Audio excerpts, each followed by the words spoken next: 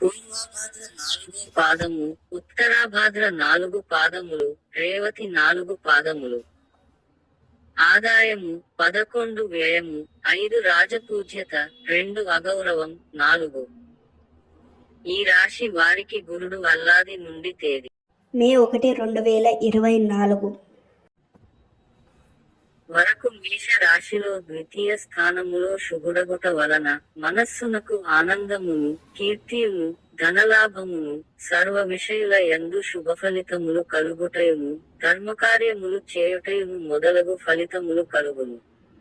తేదీ మే 2, 2024 నుండి వత్సరాంతము వరకు వృషభ రాశిలో తృతీయ స్థానములో అశుభుడగుట వలన మనోవిచారమును, బంధు విరోధమును, కష్టమును, శరీర పీడయు, ఉద్యోగ భంగమును, కలహమును కలుగును.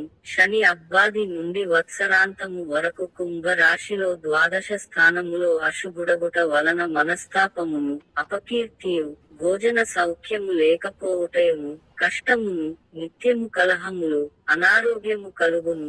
రాహువు అబ్బాది నుండి వత్సరాంతము వరకు మీనరాశిలో జన్మస్థానములో అశుభుడగుట వలన కుటుంబ కలహములును, దేశ సంచారమును, రోగమును, ధననష్టమును, నానావిధ కష్టములు ప్రాప్తించుటయును మొదలగు ఫలితములు కలుగును.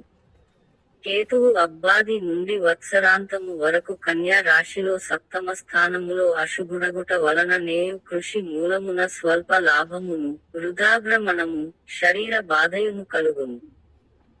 శ్రీ శుభం భవతు. ఈ ఆరోగ్య చూపించిన దాని మీద వస్తే సబ్స్క్రైబ్ అవుతుంది. సబ్స్క్రైబ్ చేసుకొని బెల్ ఐకాన్ ఆన్లో పెట్టుకోండి.